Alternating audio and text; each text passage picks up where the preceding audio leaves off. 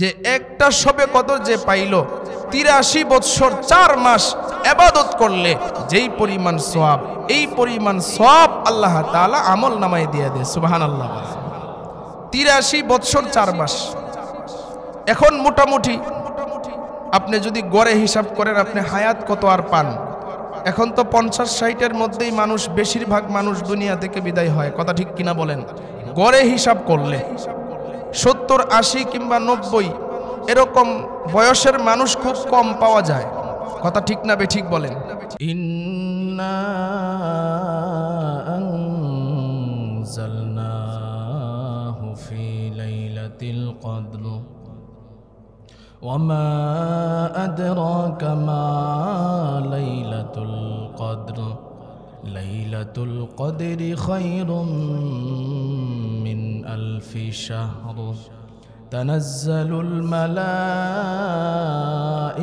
War রূহু ফিহা বিইذনি রাব্বিহিম মিন কুল্লি আমর সালামুন হিয়া হাত্তা মাতলাইল ফাজর। وقال النبي صلى الله عليه وسلم من قام ليلة القدر إماما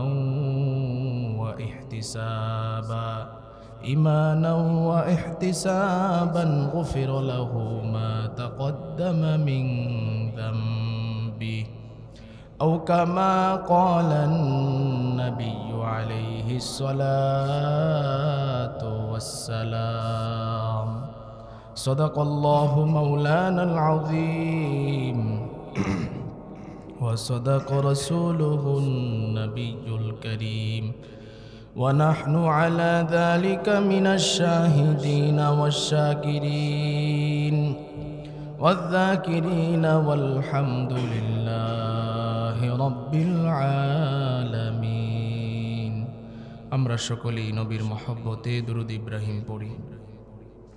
اللهم صل على محمد وعلى آل محمد كما صليت على إبراهيم وعلى آل إبراهيم إنك حميد مجيد اللهم بارك على محمد وعلى آل محمد كما باركت على إبراهيم وعلى آل إبراهيم إنك حميد مجيد الحمد لله।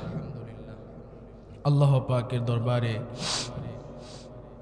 লাখো কোটি শুকর যে মহান রব্বুল আলামিন আমাদেরকে ভালোবেসে মহব্বত করে, আদর করে, মায়া করে পবিত্র মাহে রমজানের 20 রমজানে পবিত্র জুমার দিনে আমাদেরকে মসজিদে আসার, বসার এবং কোরআন হাদিসের আলোকে কিছু কথা আমাকে বলার, আপনাদেরকে কিছু কথা শুনবার তৌফিক দান করেছেন। এই জন্য সকলেই শুকরিয়া আদায় করি, বলি আলহামদুলিল্লাহ। মুহতারাম হাজিরিন, আমরা যারা এখানে আসতে পেরেছি, আমাদের মতো কত মানুষ এই টাইমে, এই সময়ে চুরি করতেছে, জিনা করতেছে, ব্যভিচারে লিপ্ত আছে না নাই? আমাদের মতো কত মানুষ হসপিটালের বেডের মধ্যে শুয়ে আছে। আমাদের মতো কত মানুষ আজকে জেলখানায় বন্দি আছে। আমাদের মতো আমাদের মুসলমান ভাই বোন ফিলিস্তিনের গাজায় আজকে তাদের সন্তান হারা, মা হারা, বাপ হারা বেদনায় কান্না করতেছে। কথা ঠিক না বেঠিক বলেন? আল্লাহ রাব্বুল আলামিন আমাদেরকে দয়া করে, মায়া করে আল্লাহর ঘর মসজিদে আনছেন। এই জন্য আমরা সকলেই শুকরিয়া আদায় করি, বলি আলহামদুলিল্লাহ। সম্মানিত হাজিরিন, আমরা যারা আছি এখানে আল্লাহর কাছে বেশি বেশি শুকরিয়া আদায় করি যে আল্লাহ তাআলা আমাদেরকে রমজানের রোজাগুলি রাখাইতেছেন। আলহামদুলিল্লাহ। তারাবির নামাজ পড়তে পারতেছি, এরপরে ইবাদত বন্দেগী করতে পারতেছি। এটা আল্লাহর দয়া ছাড়া কখনো সম্ভব না। আল্লাহর ইবাদত বন্দেগী করার জন্য আল্লাহর তৌফিক দরকার। আল্লাহ যদি তৌফিক না দেয় তাহলে ইবাদত বন্দেগী করা সম্ভব না। কথা ঠিক কিনা বলেন? অনেক মানুষ বলে যে আমি নামাজ পড়ি না, নামাজ পড়তে মন চায়, এরপরও নামাজ পড়তে পারি না। আল্লাহর কাছে বেশি বেশি দোয়া করা। সবচাইতে আল্লাহর কাছে সবচাইতে বড় নেয়ামত হচ্ছে আমাদের জন্য আল্লাহ যে বান্দাকে হেদায়েত দান করে, এই হেদায়েত পাওয়াটা আল্লাহর পক্ষ থেকে বান্দার জন্য অনেক বড় একটা নেয়ামত। সুবহানাল্লাহ। হেদায়েতের উপরে থাকা, কারণ অনেক নামাজি আল্লাহ বেনমাজি বানায়া দিছেন। এমন কিছু পাপ আছে, এমন কিছু অন্যায় আছে, যে অন্যায় করলে, যে পাপ করলে আল্লাহ নারাজ হয়, দিন থেকে তখন আল্লাহ সরায়া দেয়। কথা ঠিক না বেঠিক বলেন? আমরা যারা জুমায় আসতে পেরেছি, এখন রমজানের 20 রোজা চলতেছে। আমিও যদিও 2-3 দিন ধরে একটু অসুস্থ, ঠান্ডা জ্বর, এরপরেও কিছুটা ভালো লাগতেছে। যতটুকু সম্ভব আপনাদেরকে ইনশাল্লাহ আলোচনা করা শোনাবো। আল্লাহ রাব্বুল আলামিন এই রমজান মাসের অনেক ফজিলতের কথা বলছেন। বিশেষ করে রমজান মাসটা সাজাইছেন 3টা ভাগে। প্রথম 10 দিন হচ্ছে রহমত। প্রথম 10 দিন কি? রহমত। দ্বিতীয় 10 দিন হচ্ছে মাগফিরাত। দ্বিতীয় 10 দিন কি? মাগফিরাত। তৃতীয় 10 দিন হচ্ছে নাজাত। প্রথম 10 দিন রহমত চলে গেছে, দ্বিতীয় 10 দিন মাগফিরাতও চলে যাচ্ছে। কালকে থেকে আবার শেষের 10 দিন নাজাত শুরু হবে। আমরা একেবারে রমজানের শেষ প্রান্তে চলে এসেছি। আল্লাহ রাব্বুল আলামিন রমজানের বিশেষ ফজিলতের কথা নবীজির মাধ্যমে জানায়া দিয়েছেন। এর মধ্যে অনেক বড় একটা ফজিলতের কথা আল্লাহ কোরআনে উল্লেখ করেছেন, যেটা হলো শবে কদরের রাত্রি। সকলেই বলেন সুবহানাল্লাহ। আল্লাহ তাআলা কোরআনে বলেন, ইন্না আনজালনাহু ফি লাইলাতিল কদর। আল্লাহ বলতেছেন, নিশ্চয়ই আমি আল্লাহ লাইলাতুল কদরে কোরআন নাজিল করেছি। সুবহানাল্লাহ বলেন। এরপরে আল্লাহ বলেন, ওমা আদরাকা মা লাইলাতুল কদর।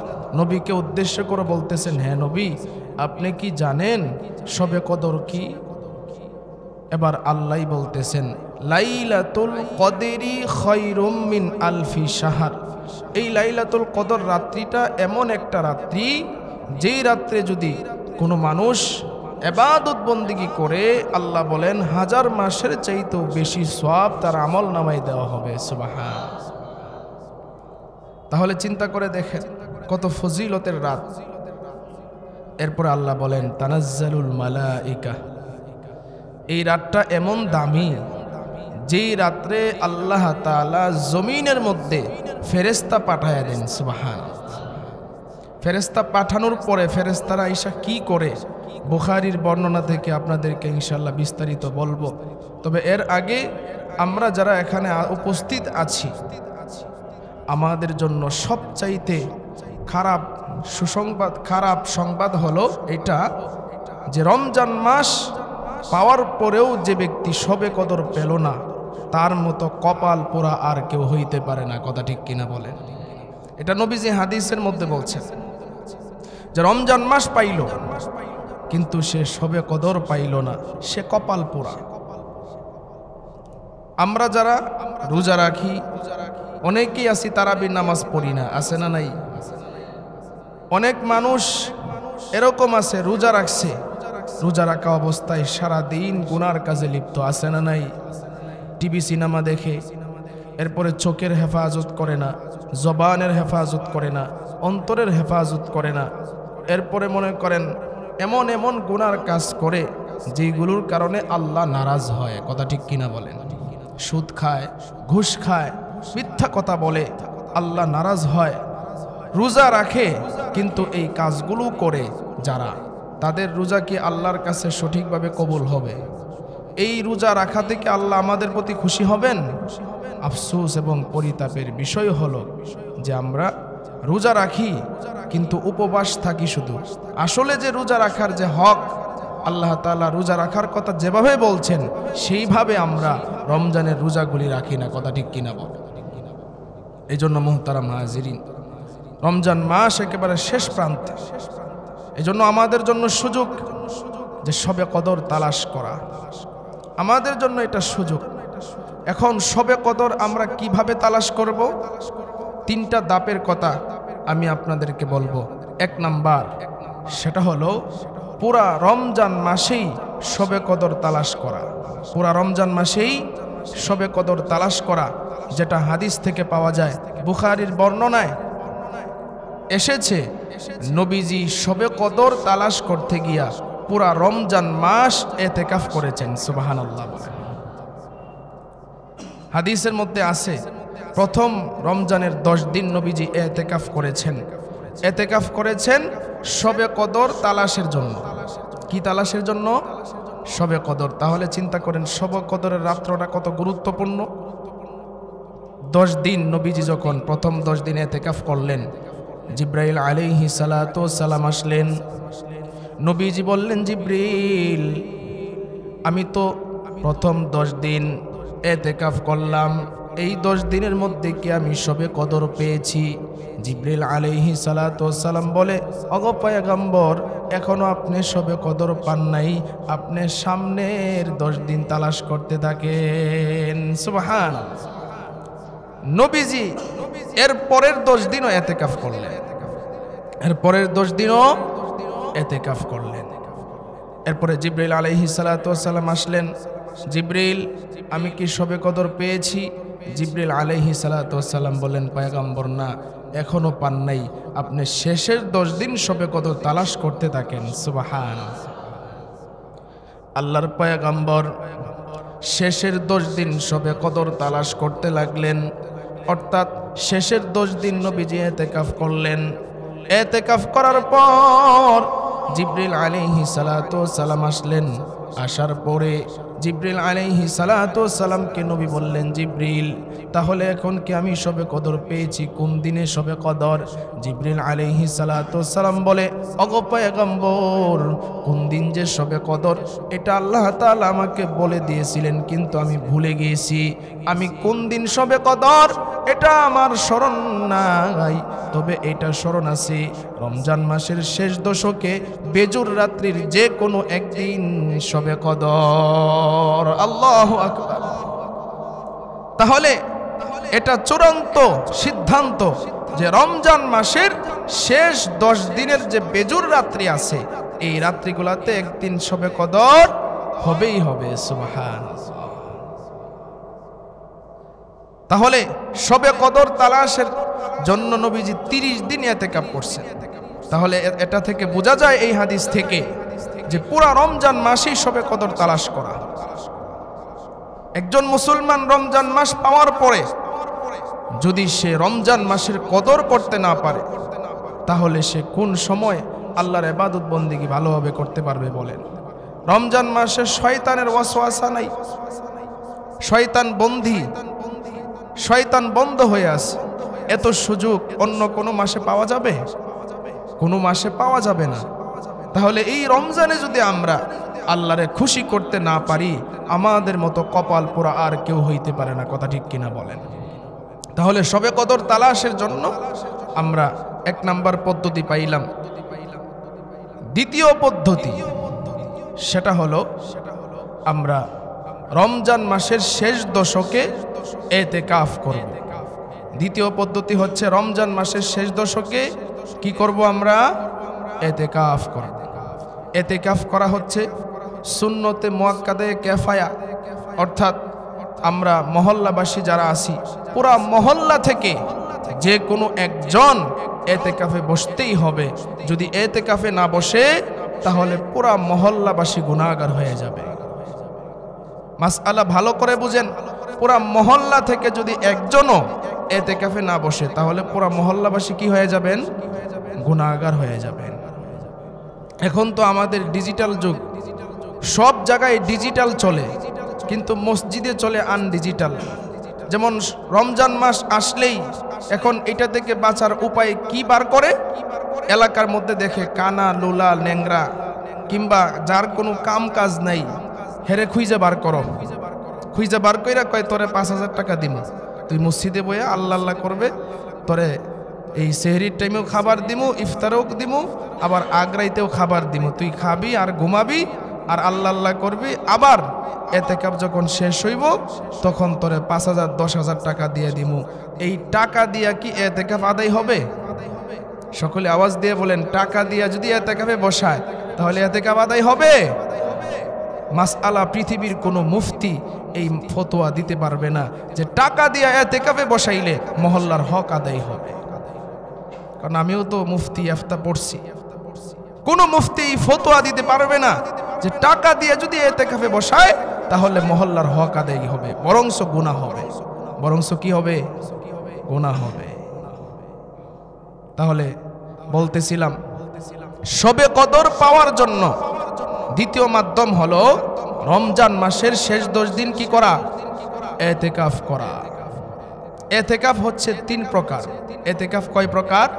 3 প্রকার।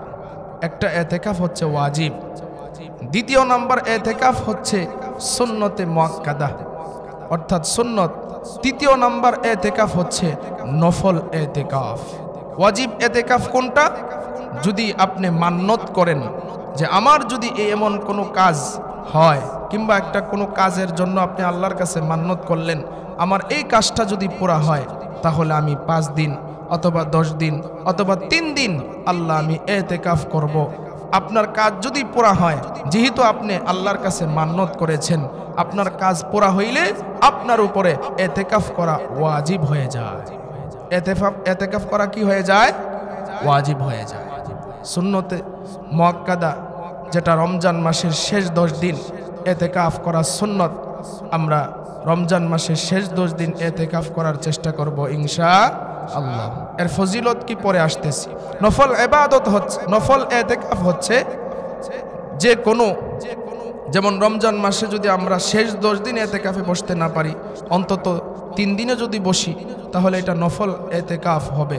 অর্থাৎ অনেক সময় আমরা যে মসজিদে ঢুকি, এতেকাফের নিয়ত কইরা মসজিদে ঢোকা কি সুন্নত, এটাও একটা নফল এতেকাফের মধ্যে পড়ে। তাহলে আমরা মসজিদে যদি কিছু সময় অবস্থান করি এতেকাফের নিয়তে, এটা নফল এতেকাফ। এই এতেকাফ হলো 3 প্রকার। আর রমজানের শেষ দশকে যে ব্যক্তি এতেকাফ করবে তার জন্য ফজিলত হচ্ছে আল্লাহ তাআলা তার গুনাহগুলি মাফ করে দিবে, সুবহানাল্লাহ। আর সবচাইতে খুশির ব্যাপার যেটা, সেটা হলো যে ব্যক্তি এতেকাফে বসবে সে শবে কদর পাবেই পাবে ইনশাআল্লাহ, সুবহানাল্লাহ। শবে কদর পাবেই, তার শবে কদর মিস হবে না। তাহলে শবে কদর তালাশের 2 নাম্বার মাধ্যম বললাম কি? রমজান মাসের শেষ দশকে কি করা?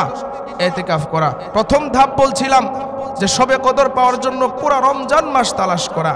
দ্বিতীয় নাম্বার বলছি যে রমজান মাসের শেষ দশকে কি করা? এতেকাফ করা। তৃতীয় ধাপ হলো আপনি যদি এতেকাফে বসতে নাই পারেন, রমজান মাসের শেষ দশকের যে বেজুর রাত্রিগুলো আছে এই বেজুর রাত্রিগুলাতে ইবাদত বন্দেগী করা। কারণ জিবরিল আলাইহিস সালাতু ওয়াস সালাম নবীকে জানায়া দিয়েছেন রমজান মাসের শেষ দশকের বেজুর রাত্রিগুলাতেই শবে কদর আল্লাহ তাআলা দিয়েছেন যে কোনো একদিন।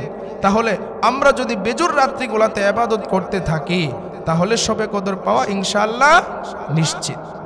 যেহেতু যে কোনো বেজুর রাত্রে, যে কোনো একদিন বেজুর রাত্রে শবে কদর হয়ে যাবে, আমরা যদি 5টা রাত্র যেমন 21, 23, 25, 27, 29 এই 5টা রাত্র যদি আমরা আল্লাহর কাছে ইবাদত বন্দেগী করি, আল্লাহকে বলি আল্লাহ শবে কদর যেন আমি পেয়ে যাই, তাহলে ইবাদত বন্দেগী করতে পারলে শবে কদর পেয়ে যাব ইনশাআল্লাহ, সুবহানাল্লাহ। যে ব্যক্তি শবে কদর পেয়ে গেল সে 1000 মাসের চাইতেও উত্তম ইবাদত করলে যেই পরিমাণ সওয়াব, এই পরিমাণ সওয়াব পাইল। এর একটা হিসাব লেখছে যে একটা শবে কদর যে পাইল 83 বৎসর 4 মাস ইবাদত করলে যেই পরিমাণ সওয়াব, এই পরিমাণ সওয়াব আল্লাহ তাআলা আমল নামায় দিয়ে দেয়, সুবহানাল্লাহ। 83 বৎসর 4 মাস। এখন মোটামুটি আপনি যদি গড়ে হিসাব করেন আপনি হায়াত কত আর পান? এখন তো 50-60-এর মধ্যেই মানুষ, বেশিরভাগ মানুষ দুনিয়া থেকে বিদায় হয়, কথা ঠিক কিনা বলেন? গড়ে হিসাব করলে 70, 80 কিংবা 90 এরকম বয়সের মানুষ খুব কম পাওয়া যায়, কথা ঠিক না বেঠিক বলেন? খুব কম পাওয়া যায়। আমাদের দাদা দাদি, নানা নানি যারা ছিল ওদের 100-র উপরে যাইতো। যেমন আমার দাদির বয়স ছিল 130 বছর, এরপরে মারা গেছে। এরকম এখানে যারা আছেন অনেকের দাদা দাদি নানা নানির ইতিহাসটা এরকমই, 100-র উপরে কিংবা 80-90-এর পরে মারা যায়। কিন্তু এখন বর্তমানে 80-90-100-র মানুষ খুব কম পাওয়া যায়। কথা ঠিক না বেঠিক বলেন? তাহলে আপনি যদি রমজানের একটা শবে কদর পান, 83 বছর 4 মাস ইবাদত করলে, আবার ওই ইবাদতটা আল্লাহর কাছে কবুলিয়ত ইবাদত। সুবহানাল্লাহ, কবুলিয়ত ইবাদত। আমরা যে ইবাদত করি এটা আল্লাহর কাছে কবুল হয় কিনা জানি না, কিন্তু একটা শবে কদর পাইলে যদি আপনি 83 বছর 4 মাসের ইবাদত পান, তাহলে আপনি যদি মনে করেন কথার কথা 60 বছর বাঁচেন আর 60টা শবে কদরই পান, তাহলে কি পরিমাণ আমল নামা আপনার আমল নামায় জমা হবে। কথা ঠিক না বেঠিক বলে? কি পরিমাণ সওয়াব আপনার আমল নামায় জমা হবে। কিন্তু আফসোস, আজকে আমরা ব্যস্ততার কারণে ইবাদত বন্দেগীগুলার দিনগুলাকে, রাতগুলাকে হেলায় খেলায় নষ্ট করতেছি। কথা ঠিক না বেঠিক বলেন? হেলায় খেলায় নষ্ট করতেছি। এই জন্য আমরা মহল্লাবাসী এখানে যারা আছে, আমি গত জুমায় এটা বলে দিয়েছিলাম এতেকাফের কথা, আমরা চেষ্টা করব রমজানের শেষ 10 দিন এতেকাফ করার জন্য। যারা এতেকাফে আমরা বসবো, আজকেই আসরের নামাজের পরে আমরা বেডিং, এরপরে কাপড় চোপড় নিয়ে মসজিদে অবস্থান করব। আলহামদুলিল্লাহ, এই বছর আমিও এতেকাফে বসবো। আর 2 জন হাফেজ সাহেবের মধ্যে একজন ছোট যে হাফেজ সাহেব, সেও ইনশাআল্লাহ এতেকাফে বসবে। সকলেই বলেন আলহামদুলিল্লাহ। তো আমরা মহল্লাবাসী যারা আছি, আমরা ইনশাআল্লাহ যারা এতেকাফে বসবো, আসরের নামাজের পরে আমরা মসজিদে এসে অবস্থান করব। রাজি আছি তো ইনশাআল্লাহ?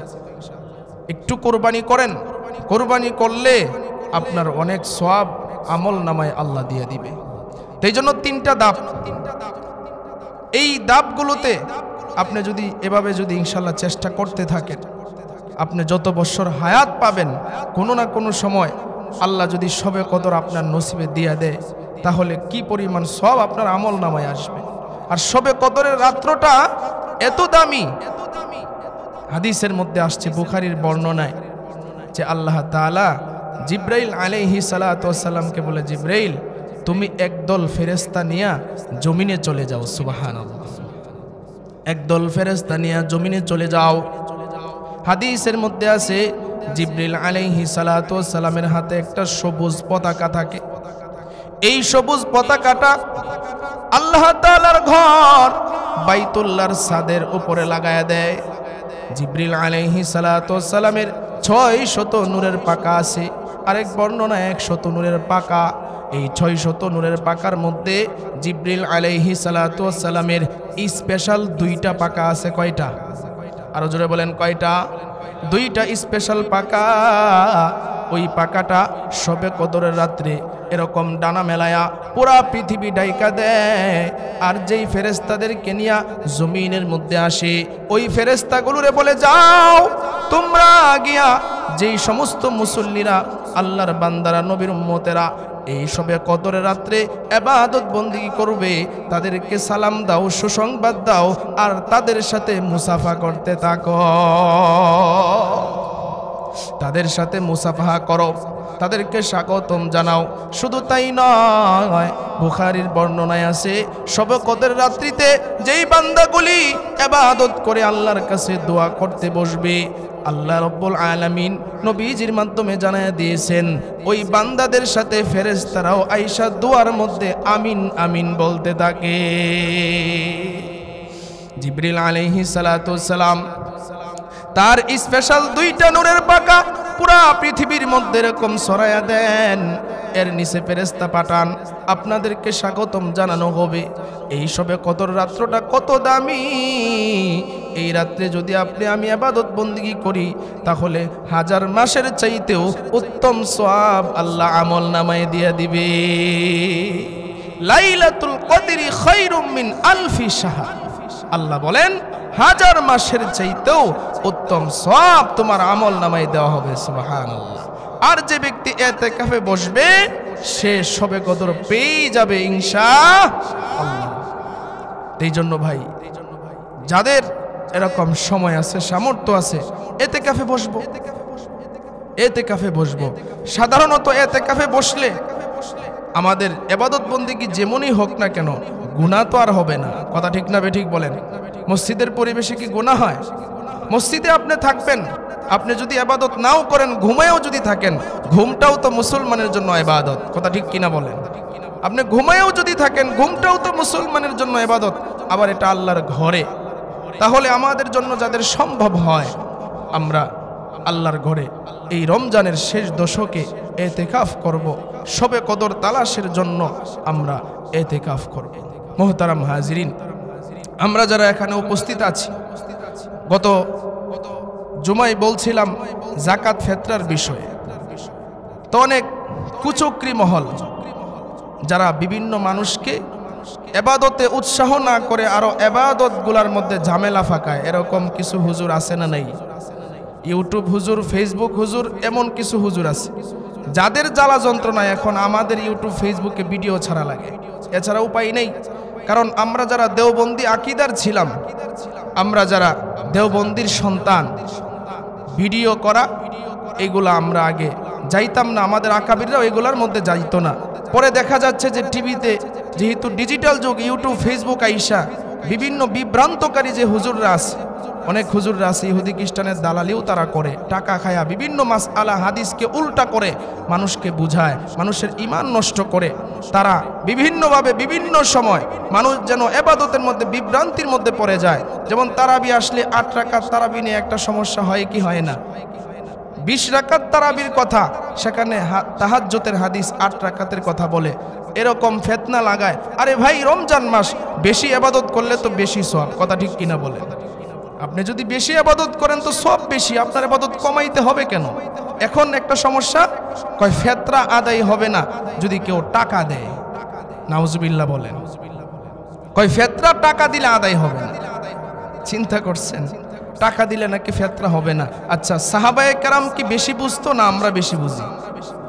সাহাবায়ে কেরাম কি নবীর যে বাতলানো হাদিসগুলো আছে এইগুলোর উপরে আমল বেশি করতো না আমরা আমল বেশি করি? সাহাবায়ে কেরাম করত। হযরত ইসহাক রহমাতুল্লাহি আলাইহি একজন তাবিঈ ছিলেন। উনি বলছেন, অসংখ্য অনেক সাহাবীদের সাথে আমার সাক্ষাৎ হয়েছে, আমি নিজের চোখে দেখেছি সাহাবায়ে কেরাম টাকা দিয়া ফিতরা আদায় করেছে। সুবহানাল্লাহ। এর কারণ হচ্ছে, মনে করেন আপনি জব দিয়া কম দিয়া যারা ফিতরা নিবে কিংবা যাদেরকে ফিতরা দিবেন তাদেরকে সবাই আমরা যদি গম জব এইগুলা দিয়ে দেই, তাহলে ঈদের সময় যে তারা বাজার সদাই করবে, মার্কেট করবে, এই টাকা কোথায় পাবে? হয়তোবা তাদের এইগুলা নিয়ে বিক্রি করতে হবে। কথা ঠিক না বেঠিক বলেন? এর মধ্যে অনেক আছে ছোট এতিম, অনেক আছে বিধবা, অনেকে আছে এত দুর্বল যে বাজারে যাওয়ার তাদের সামর্থ্য নাই।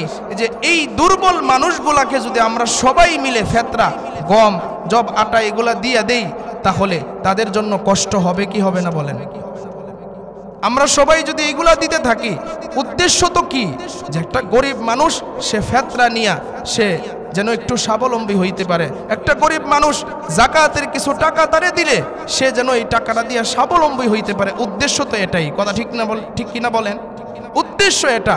দেখেন তাদের কি সমস্যা, যে তারা এখন বলতেছে কয় টাকা দিয়ে যদি কেউ ফিতরা আদায় করে, যাকাত আদায় করে, তাহলে তার এই ফিতরা আদায় হবে না। তাহলে চিন্তা করে দেখেন কি পরিমাণ বিভ্রান্ত তারা ছড়ায়। এখানে যারা আছেন, আমার এখানে যারা নামাজ পড়তে আসছেন, এই বিষয়টা স্পষ্ট হন, টাকা দিয়া ফিতরা আদায় করবেন, কোনো সমস্যা নাই।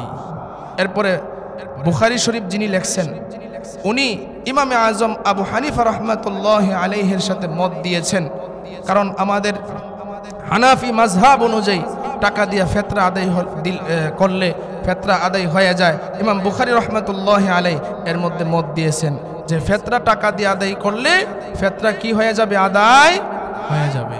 তবে আপনি যদি অন্য অন্য এই গম, আটা, জব দিয়ে দিতে চান, আপনি দিতে পারেন, অসুবিধা নেই। তবে আপনি যদি এটা বলেন যে টাকা দিলে ফিতরা আদায় হবে না, তাহলে এটা ভুল ব্যাখ্যা। এটা কি ব্যাখ্যা? ভুল ব্যাখ্যা। এই জন্য ফিতনা থেকে আল্লাহ আমাদেরকে হেফাজত করুক, বলেন আমিন। আর বিশেষ করে আমরা এখানে যারা আছি, আমাদের ফিলিস্তিনের ভাই বোন অনেক অসহায়। কথা ঠিক কিনা বলেন? এই রমজানের 17 রমজানে ইসরায়েলের জারজ বাহিনী যেইগুলার কোনো দেশ পরিচয় ছিল না, জায়গা জমি ছিল না, মুসলমানরা একটু সহায়তা করে সহানুভূতি দেখায় জায়গা দিছিল, আজকে মুসলমানের উপরে নির্বিচারে আমাদের মুসলমান ভাই বোনদেরকে তারা শহীদ করতেছে। কথা ঠিক কিনা বলেন? যুদ্ধ বিরতি দিয়া দিছে, যুদ্ধ হবে না, এরপরেও আমাদের মুসলমানদেরকে শান্তিতে থাকতে দেয় নাই। 17 রমজান সাহারির টাইমে আক্রমণ করেছে, প্রায় 4 শতাধিক তারও উপরে আমাদের মুসলমান ভাই বোন শহীদ হয়েছে। এর মধ্যে অধিকাংশ হচ্ছে শিশু, অধিকাংশ হচ্ছে শিশু। বিশ্ব মানবতা আজ কোথায়? বিশ্ব মানবতা যখন মুসলমান কোনো কিছু করে তখন তাদের অবস্থা, তাদের পায়জামা গরম হয়, তারা বলে মুসলমান এই করলো কেন, সেই করলো কেন।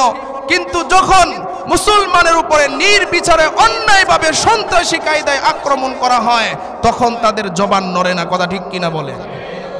মনে রাখতে হবে, মনে রাখতে হবে, ইতিহাস ভুলে গেলে চলবে না। এই 17ই রমজান যে তারা আক্রমণ করেছে তাদের একটা উদ্দেশ্য ছিল, সেটা হলো এই 17 রমজানের ইতিহাস আমরা জানি না।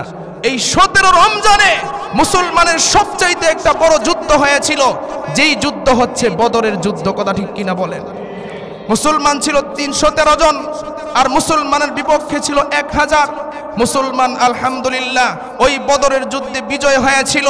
এই বদরের যুদ্ধ যেহেতু 17 রমজানে মুসলমান বদরের যুদ্ধে বিজয় হয়েছিল, আমার মনে হয় এই জন্যই তারা মুসলমানদেরকে কষ্ট দেওয়ার জন্য এই 17 রমজানে আমাদের নিরীহ ভাই বোনদের উপর আক্রমণ করেছে। কথা ঠিক কিনা বলেন? কিন্তু তারা এটা জানে না, তারা এটা জানে না মুসলমান জাতি শহীদ হয়, মুসলমান জাতি রক্ত দিতে পারে, মুসলমান ফাঁসির কাষ্টে ঝুলতে পারে, মুসলমান জুলুম অত্যাচার সহ্য করতে পারে, কিন্তু কখনো বাতিলের কাছে মাথা নত করে না। কথা ঠিক কিনা বলে? মাথা নত করে না। তারা ঈমান এত শক্তিশালী তাদের যে তারা মাথা নত করে না, কারণ জানে শহীদ হইলেই জান্নাত। কথা ঠিক কিনা বলে? তবে আফসোস 57টা মুসলিম দেশ, পুরা পৃথিবীর মধ্যে প্রায় 250 কোটির উপরে মুসলমান, যেইগুলা মুসলিম দেশ ইসরায়েলের আশপাশে মুনাফেক তারা, কারণ মুনাফেক ছাড়া আর কিচ্ছু হইতে পারে না। আজকে আরব দেশ কোনো কথা বলে না, আমার ভাই বোনদের উপরে আক্রমণ করে কেন তারা কথা বলে না? তারা আমেরিকার পা ছাটে, আমেরিকার দালালি করে। আজকে মুসলমান এই জন্যই আজকে মুসলমান অসহায় হয়ে গেছে। কিন্তু মনে রাখতে হবে মুনাফিকি যারা করবে তাদের বিচারও আল্লাহ জমিনের মধ্যে করবে। কথা ঠিক কিনা বলে? আজকে মুসলমান দেশ হয়ে আরেক মুসলমানের উপর আক্রমণ হয়, কোনো কথা আসে না। এই জন্য মেরে মুহতারাম ভাই, আমি আপনাদের কাছে আবদার জানাবো, আমাদের গাজাবাসী অনেক অসহায়ত্বের মধ্যে আছে। এই জন্য জাকাত ফেতরার টাকা আপনারা যদি আপনাদের জাকাত ফেতরার টাকা গাজাবাসীদের জন্য দিতে চান, আমাদের বাংলাদেশের মধ্যে বিশ্বস্ত একটা সংগঠন আছে যেটা হলো হাফিজি কাফেলা। এই হাফিজি কাফেলার মাধ্যমে এই আমাদের অসহায় গাজাবাসী কিংবা যারা যুদ্ধ করে মুজাহিদ ভাইদের জন্য বিভিন্ন ত্রাণ, টাকা পয়সা, কাপড় চোপড় পাঠানো হয়।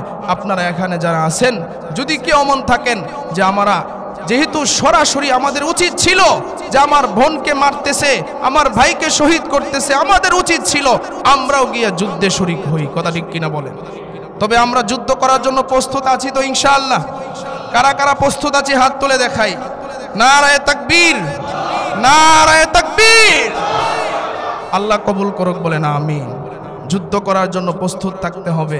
আমরা যদি এটা মনে করি যে আজকে ফিলিস্তিনের উপরে আক্রমণ হচ্ছে কিংবা অন্য অন্য মুসলিমদের উপরে আক্রমণ হচ্ছে, যেমন ভারতে কিছুদিন আগে হোলি খেলার নামে আমাদের মুসলমান ভাই বোনদের উপরে আক্রমণ করছে, আপনারা দেখেন নাই? আমাদেরকে নাড়াচাড়া দেয়, দেখে মুসলমান কি বলে, বোনদের ওড়না নিয়ে টানাটানি করছে, মুসলমানের বোনদের ওড়না নিয়ে হিজাব নিয়ে টানাটানি করছে, একজন না দুইজনকে পিটিয়ে মেরেও ফেলছে। কেন তারা রং মাখামাখি করে না? নির্বিচারে মুসলমানদের উপরে নির্যাতন করতেছে। কিন্তু মনে রাখবা, আল্লাহ যেদিন ধরবে এদিন 1 সেকেন্ডও লাগবে না। পৃথিবীর ইতিহাসে দেখো না, ফেরাউন, যেই ফেরাউন এত শক্তিশালী ছিল, আল্লাহ তারে নীল নদে সুবায়া মারছে। কথা ঠিক কিনা বলে? যেই নমরুদ এত শক্তিশালী ছিল, ন্যাংরা মশার মাধ্যমে আল্লাহ তারে দুনিয়া থেকে বিদায় করে জাহান্নামে পাঠাইছে। হামান, কারুন, আবু জাহেল, যারা নবীজির বিরোধিতা করেছিল, যারা বিভিন্ন সময় নবীদের বিরোধিতা করেছিল, তাদের ইতিহাস একটু ঘেঁটে দেখো। ইসরায়েল, আজকে আমেরিকা, ডোনাল্ড ট্রাম্প ক্ষমতায় আসার পরেই হোয়াইট হাউস থেকে মুসলমানদের রক্ত নেওয়ার জন্য, মুসলমানদেরকে শহীদ করার জন্য যে পরিমাণ অর্থ আর টাকা দিয়েছে আর সাহস দিয়েছে, ডোনাল্ড ট্রাম্প তোমারও রক্ষা হবে না, ইসরায়েলেরও রক্ষা হবে না। ইনশাআল্লাহ পুরো পৃথিবীর মধ্যে আমেরিকার হোয়াইট হাউসেও কালিমার পতাকা উড়বে ইনশাআল্লাহ, ইনশাআল্লাহ উড়বে। তখন তোমরা পালানোর রাস্তা খুঁজে পাইবা না। যেরকম বিগত স্বৈরাচার 15, 16, 17 বছর এই বাংলাদেশে মানুষকে কষ্ট দেওয়ার পরে পালানোর রাস্তা খুঁজে পাই নাই, কথা ঠিক কিনা বলে? পালাইছে। এরকম ভাবে সকলকেই পালাইতে হবে, দুনিয়া থেকে বিদায় করবে। আল্লাহ যেদিন ধরবে, মুসলমানদের এমন শক্তি দিবে যে আল্লাহ এমন পাওয়ার দিয়ে দিবে, তখন পৃথিবীর মহাশক্তি কেন, পৃথিবীর একবারে টপ লেভেলের শক্তিও যদি মুসলমানদের সাথে খেলতে আসে, মুসলমানদের সাথে পেরে উঠতে পারবে না, কথা ঠিক কিনা বলে? ইনশাআল্লাহ জিহাদের জন্য প্রস্তুতি নেন। গজওয়াতুল হিন্দের গন্ধ পাওয়া যাচ্ছে, আপনারা বাঁচবেন যে এটার কোনো গ্যারান্টি নেই। আপনারা মনে করেন না আমরা শান্তিতে আছি, আমাদের উপরে জুলুম অত্যাচার আসবে, আমাদের উপরে অত্যাচার আসবে। আমরা যে বেঁচে যাব তা না, যদি আমরা উঠে না দাঁড়াই আর বাতিলের বিপক্ষে না দাঁড়াই। আমরা অনেক সময় মনে করি হুজুররা এইগুলা নিয়ে কেন কথা বলে। যেমন বিগত সরকার কোনো জিহাদের বিষয়ে কোনো আলেম ওলামা যদি কথা বলতো, তার এই জেলখানায় ঢুকাইয়ে ফেলতো, কথা ঠিক কিনা বলেন? অথচ জিহাদের ব্যাপারে কোরআনে 400-র উপরে আয়াত আছে। জিহাদ মুসলমানদের একটা ফরজ বিধান, কারণ মুসলমান যদি জিহাদ থেকে সরে যায়, এই জন্য আজকে মুসলমানদের অবনতি, এই জন্য মুসলমানের আজকে কষ্ট। এই বাংলাদেশ অর্থাৎ পৃথিবীর যে কোনো মুসলিম কান্ট্রির মধ্যে যদি কোরআনের আইন চালু হয়ে যেত, কোরআন অনুযায়ী যদি দেশ চলতো, তাহলে কাফের বেঈমানরা ভয়ে থরথর করে কাঁপতো, কথা ঠিক কিনা বলেন? আজকে আমাদেরকে ডাবায়া রাখছে, চতুর্দিকে ষড়যন্ত্র। দেখেন না একটা স্লোগান আছে যে একটা সন্তানই যথেষ্ট, দুইটা হইলে ভালো, একটা সন্তানেই যথেষ্ট। এই স্লোগানের কারণ কি জানেন? আপনারা তো রিচার্জ করেন না। এই স্লোগানের কারণ হলো তারার কিন্তু সন্তান এত বেশি হয় না। দেখবেন আপনি ইউরোপ আমেরিকাতে গেলে আপনার সন্তান হইলে সন্তান সহ আপনাকে টাকা পয়সা দিয়া একবারে পড়ালেখার খরচ সহ সব কিছু দিবে, কথা ঠিক কিনা বলেন? আকাম কুকাম করতে করতে এখন সন্তান হয় না তাদের বেশি। মুসলমানের যেহেতু বেশি সন্তান হয়, যেহেতু মুজাহিদ তৈরি হইতে না পারে, এই জন্য এটা তাদের ষড়যন্ত্র যে দুইটা সন্তান হইলে ভালো হয়, একটা সন্তান যথেষ্ট। এই স্লোগান দিয়া মুসলমানদের যেন সন্তান কম হয়, এটা তারা বুঝাইতে চায়, যেন মুজাহিদ তৈরি না হইতে পারে। আল্লাহ কত ষড়যন্ত্র করতেছে, কিন্তু সমস্ত ষড়যন্ত্র ইনশাআল্লাহ শেষ হয়ে যাবে যেদিন আল্লাহ তাআলার পক্ষ থেকে সরাসরি সাহায্য আসবে, কথা ঠিক কিনা বলেন? তবে কিভাবে সাহায্য আসবে? আমরা তো সঠিক আল্লাহর গোলামি করি না, একটু মাইর তো খেতেই হবে। সঠিক গোলাম যদি হইতে পারতাম তাহলে সরাসরি সাহায্য আইসা পড়ত। এই জন্য মুহতারাম হাজিরিন, গাজাবাসীদের জন্য যদি কেউ জাকাত, ফেতরা কিংবা দান করতে চান, আমার কাছে পৌঁছায়া দিবেন, আমি বিকাশ নাম্বারে ইনশাল্লাহ তাদের সংগঠনে পাঠাইয়া দিব। গাজাবাসীদের সাহায্যের জন্য আমরা ইনশাল্লাহ চেষ্টা করব।